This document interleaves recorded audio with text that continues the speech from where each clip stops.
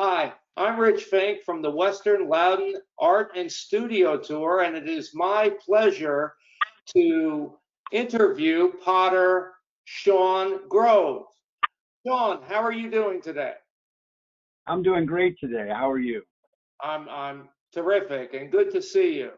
So, Happy to be tell here. me a little bit about your artist journey.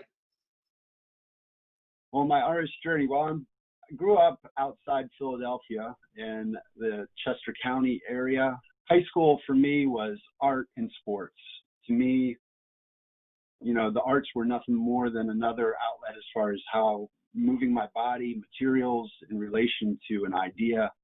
And it was really the way I was able to express myself through those materials. It was my own kind of personal language that made sense for me. Mhm. So moving from high school, it just made sense to move into the fine arts, having that connection with materials. Went to Longwood College. I connected with my professor, well, many professors, but specifically I connected with my ceramic professor, Randy Emonson. But past my college experience, having gotten a degree in art education, when you're in art education, you are filled with many different media styles, painting, printmaking, and I obtained all those things. And as an artist, I wanted, I guess, one thing, like what defines me as far as materials.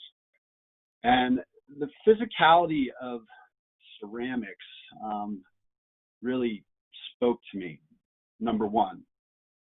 Number two, in a gallery setting, I was trying to make kinetic sculptures that people could interact with, whether it was a handmade book or a sculpt. And when I was in those gallery times or showings, there was this disconnect for me because there wasn't that human interaction that I was hoping for.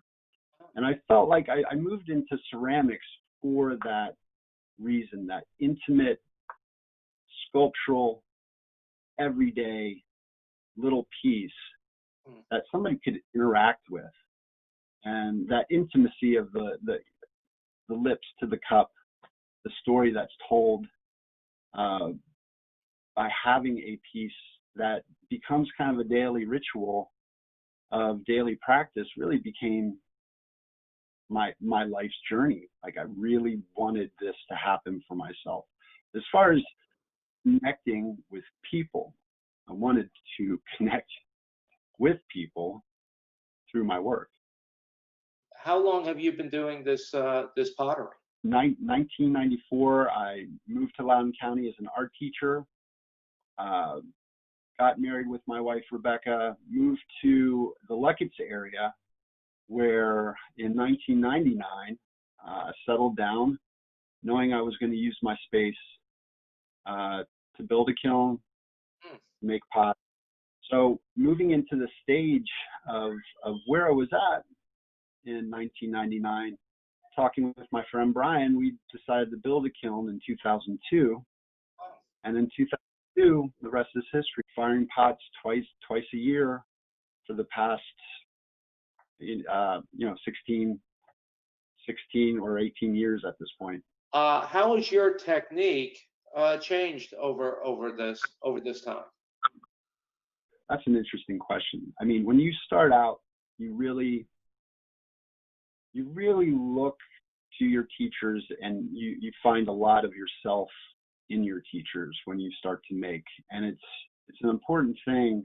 And I even tell my students that as I teach high school and as I teach at Round Hill Art Center, it's so important to find your own voice.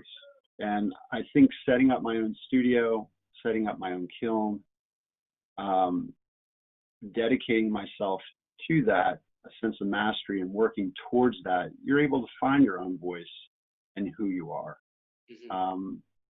It's tougher to do as a student or being in a studio space, but I feel like my life's journey of pushing on this, that setting up my studio and kiln was a major point of moving myself forward to create my own voice. What I would like to do at this point is discuss your artwork, and I'd like to bring over those 3 images, and we can talk about that a bit, and you can tell me what your inspirations for those pieces were, and that type of thing. Are you good with that?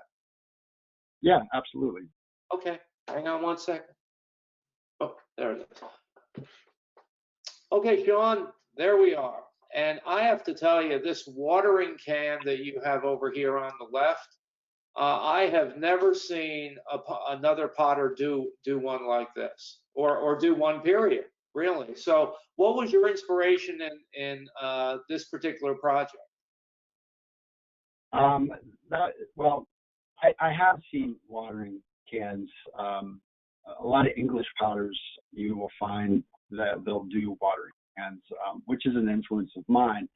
But specifically making that water can, I do the Flower and Garden Show in Leesburg. And I felt like a watering can would be a great item for people to consider. Again, when I make pieces, the functionality of things is really important to me. The ergonomics, the approach, the how things pour, how things connect, the weight of things. So I was really inspired to make a watering can, and that's what came out of me design-wise. Your influence, I guess, going through art school, the idea of the Bauhaus form follows function. I feel sometimes less is more, and I feel with that piece, with all the different parts and pieces, that just keeping it simple yet complex, and that letting it speak for what its purpose or function is.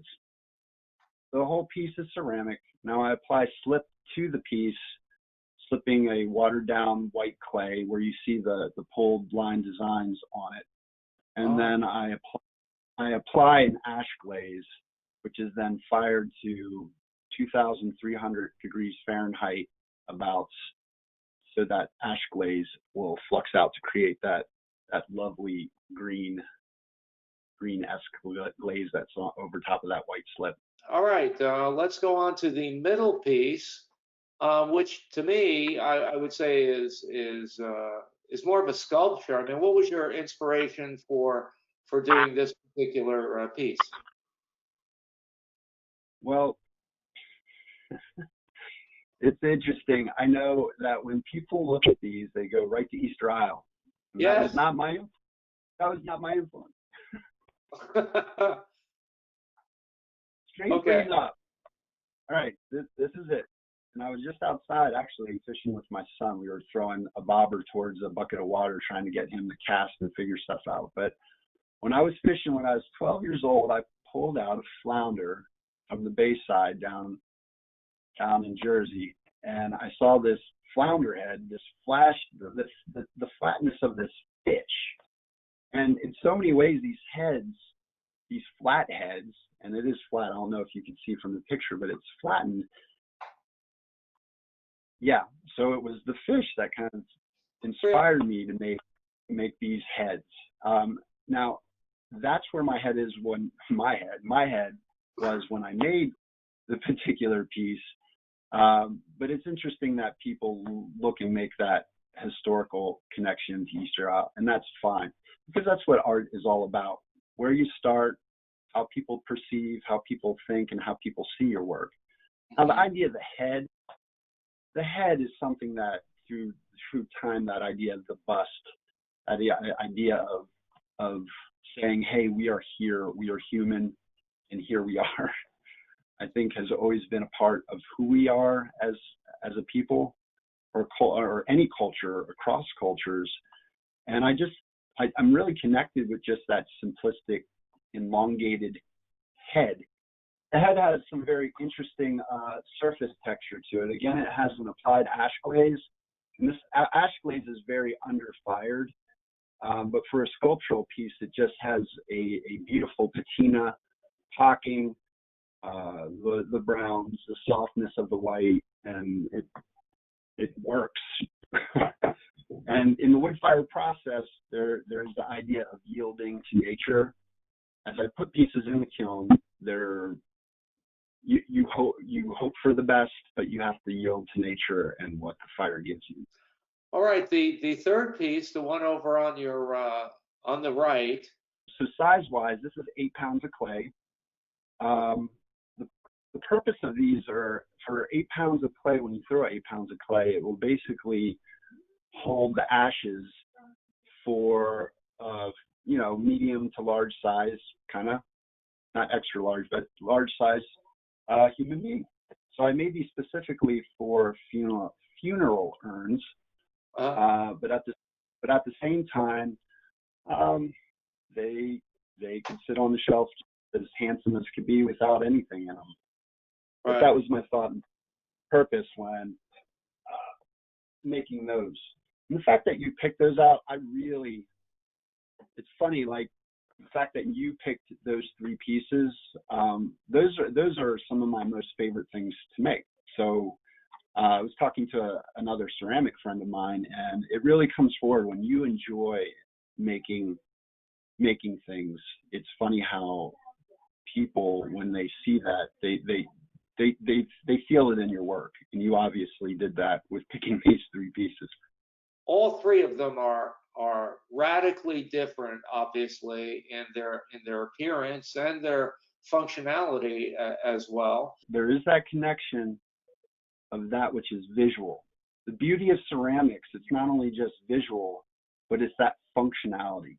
Yes. That functionality where you can move past and move out beyond, and there is that connectivity of the fact that it is functional. That there, I can't. I love painting. I love pen and ink. I really enjoy it, but I can't pick up a painting and interact with it the way I can a piece of ceramics. So there is the voice that is there, but then there is that other side of it being a small, intimate piece of work that can be sculptural work that can be interacted with. Yes, I agree with you. All right, Shawn, what we're going to do is we're going to sweep away these 3 images and go back to just you and I talking, and Okay. take it from there, okay?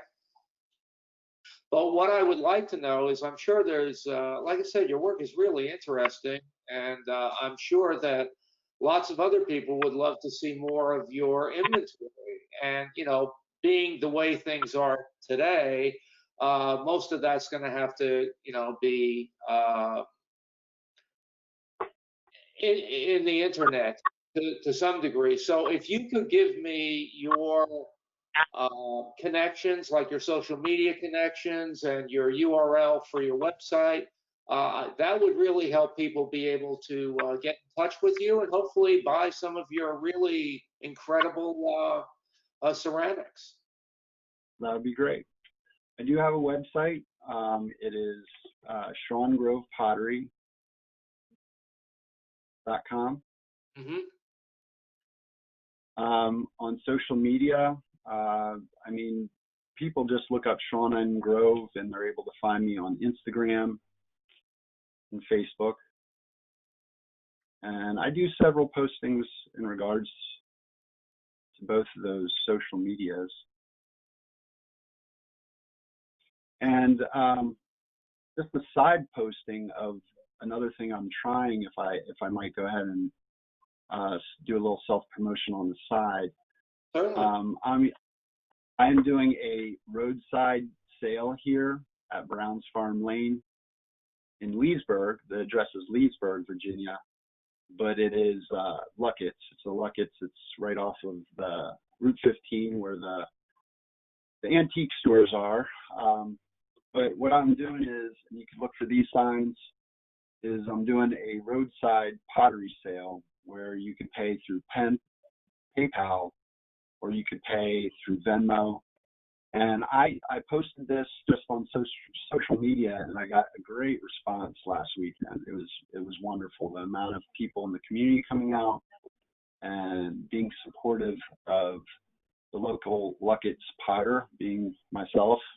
I just felt really good. I got to see a lot of new faces, old friends, and it was good, especially in this time of social distancing. So again, we're trying to keep that idea of social distancing with this sale, but I have a shelf of pottery that you can come up and view from the most recent firing. Okay, and how long is the sale going to be on, Shawn? The roadside sale is, you know, if through the week or on the weekends, and we're going to go all the way up to July 31st, where we're going to kind of close things down at that point. Well, Shawn, it's been great talking to you. I just is there anything else you'd like to add about your art that we haven't covered? No, I think we covered everything. It's been a great interview, and I appreciate you taking the time to do this. Oh, you're welcome. It's been great. Okay, so there's two things I want you to do. I want you to stay safe and stay healthy, and I guess a third thing, and have a great day. Yeah, absolutely. You too. Thanks.